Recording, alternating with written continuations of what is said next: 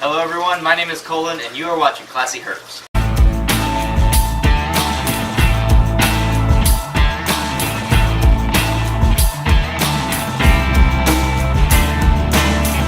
Alright, so today I have kind of a bigger animal here for you guys to see. This is a reticulated python. This one isn't fully grown, but you can see she's holding me, I'm not holding her. And this is a wild type reticulated python. So if you were to go over into Asia and find one of these guys in the wild, this is what it would look like as far as the color and the pattern goes. So obviously it's a very beautiful snake just on its own, and they call them a reticulated python because this reticulated pattern that goes down their back. And I'm not sure if you guys are able to see it on the camera, but they have this really beautiful iridescence to their scales, which is kind of a unique thing. A lot of pythons don't have that. Like a ball python, you're never going to see this kind of rainbow iridescence that reflects off of them, which is really beautiful in my opinion. But this is the largest species of snake in the world, so I'm pretty proud to be working with these guys. We've got several of them here that are my buddies. They're a very special snake to me because I just respect them so much for so many reasons. I mean, not only are they the largest species in the world, they're super intelligent as far as a python goes. You can see how active they are, and I don't think that they are exactly the strongest animal pound for pound. I believe that would probably be the anaconda, but these guys are probably number 2. So as far as just pure strength goes, these guys are just unrivaled. You know, it's just amazing what they can do. Mother Nature at her finest right here. She's just holding on to me, and I can feel her like almost pulling my body together. It's kind of amazing. Like just the raw strength that this animal has. It's a pretty amazing thing.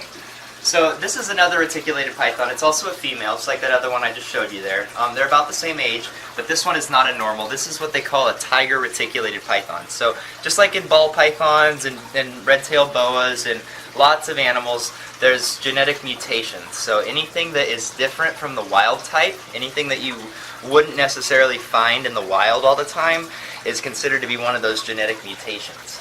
And this is a tiger, like I said. And tiger is an incomplete dominant, or a codominant gene, and so there are super tigers, which are really beautiful animals, but she's just a tiger, and you can see she still has the iridescence to herself, so that retains in the morph. It's just a characteristic of the species. But she's a really big girl too. Both of our females here are about 12 feet, they're about 75 pounds. They're some big girls, so it's really kind of underestimating when people look at these. They don't think that they weigh as much as they do, and kind of like why I'm almost breathing hard here is because these animals, you can kind of see down her side here, just the sheer muscle. Like, muscle weighs a lot, and so that's pretty much all these guys are. It's just one spine, ribs connected to a whole bunch of muscle. So that weighs a lot, and it's really awkward, just kind of all that weight kind of spread across you. So really impressive animals. As you can see, they're very active. Very, very different from a ball python. I kind of like to think of them kind of like, they act more like a garter snake than a ball python, or most of the time as you would think of a typical python to act. They're just all over the place, and it's almost impossible to get them to stop moving. So, but very respectable animals. I love this one. Okay, so here's another genetic mutation that I wanted to show to you guys, and this snake right here is my favorite reticulated python in the world. I love him. His name is Jake. I raised this guy in my college dorm room when I was a freshman at college. He's about 2.5 years old right now, so he's grown very quickly. He is a Lavender albino reticulated python, which is a recessive mutation. And you can kind of see the lavender, why they call it a Lavender albino, in between the yellows. And it's a lot more pronounced when they're young. It kind of gets faded as they get older, but you can kind of see it's a little bit purple. It's not exactly white. And you can just see the sheer strength as he, like, I've seen this guy put half of his body straight out into the air, just like a board before. It's amazing what they can do. But beautiful, beautiful animal. And the males don't get nearly as big as the females do. I've seen some males get about as big as those females that I just showed you, but I've also seen some males that only get like this big before. So there's a little bit more variation in size in the males, but the females, they get big. They get really big.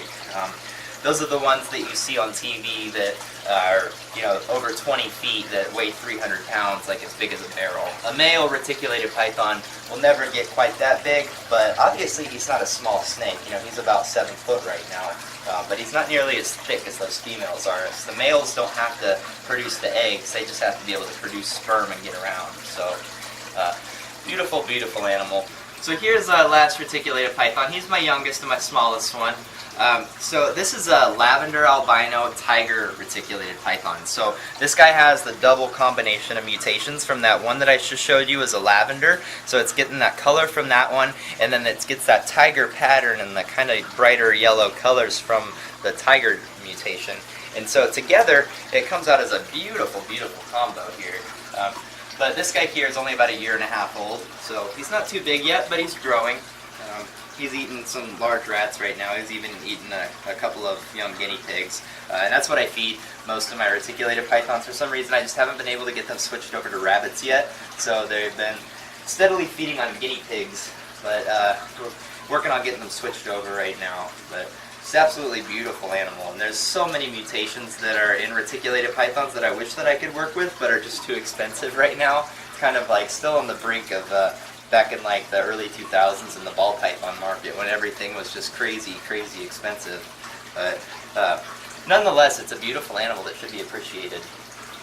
Okay, so now that you guys have seen and truly appreciated what a reticulated python can become, I just wanted to show you how they start off. So this is a baby that was actually born here. That very first one, that normal that I showed you, is the mother of this. So the mother was a normal, a wild type, and the father was my Lavender albino. So all of these babies that she had are 100% het for Lavender albino, but obviously they look normal.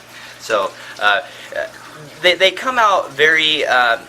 most people wouldn't believe that this is going to get over 20 feet when it gets fully grown in like 6-7 years or so. But it will, I promise you. And that's what people see, these cute little animals in the store, and they think, oh, what a little snake, I want that. And then several years later, they have this monster in their house that they just don't know what to keep, or how to do anything with it. And so I always kind of make an analogy that these guys are very similar to keeping something like a tiger in your house. You know, most people could probably keep a tiger cub in their house. You know, it's kind of cute and playful before it can do any real damage, but by the time it's a full-grown adult, you have this animal that you physically cannot do anything with in your home setting. So these are animals that should be treated with a lot of respect, and if you really, really know what you're doing, then there are people out there that can do it right. But for me, it's an educational thing that I think that most people should just kind of leave to a zoo type setting, and professionals that have the space and the knowledge and the know to how to do all of these kinds of things with these animals. Because it's one thing when a ball python bites you at your house, it's kind of funny. It's really not harmful at all. But if you get bit by a full-grown reticulated python, you're going to the hospital most likely. You know, you're going to be bleeding a lot. You might have to get stitches. There's a decent chance of that.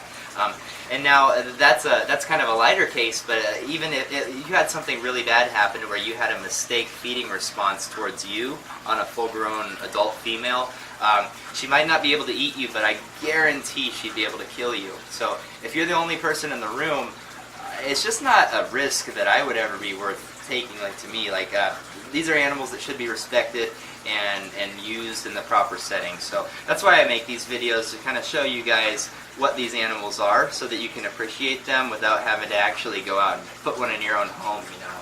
But yeah, you can see though, even the babies, you know, they come out probably 16 inches or so, fairly thin, beautiful animals. You can see that reticulated pattern going down his back.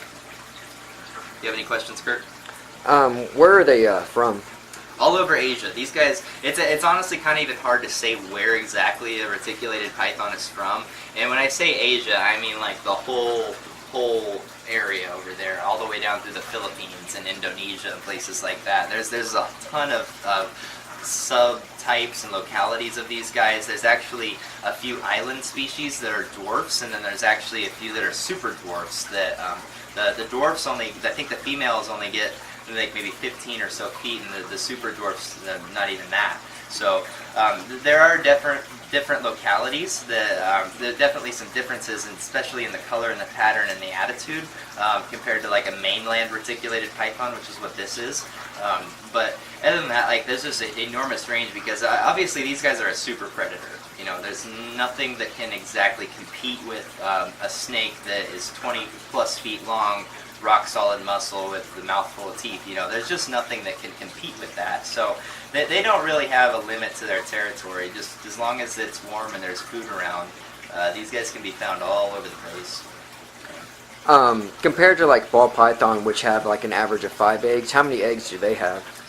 So there's an enormous range in them. I think that when out of this clutch there was 22, which is actually a fairly small clutch. So that female that I showed you there was just barely mature to breed. That would be kind of like breeding a 1,200-ish gram ball python, you know, just barely mature. It's not unhealthy, but it's just barely mature. And when I say that, I mean to make the point that there are definitely females that get way bigger, that you can look at. I believe I've seen clutches of over 60, 70 eggs in just one clutch, which is just astonishing to me that one animal can reproduce and have that many babies a year. It's amazing. And their eggs are way bigger too, almost twice the size of a ball python's egg, and the shell is dramatically thicker, and it feels different. It feels very, very thick, kind of cushiony. Any other questions? Nope, that's all. Well, thank you for watching Classy Herps.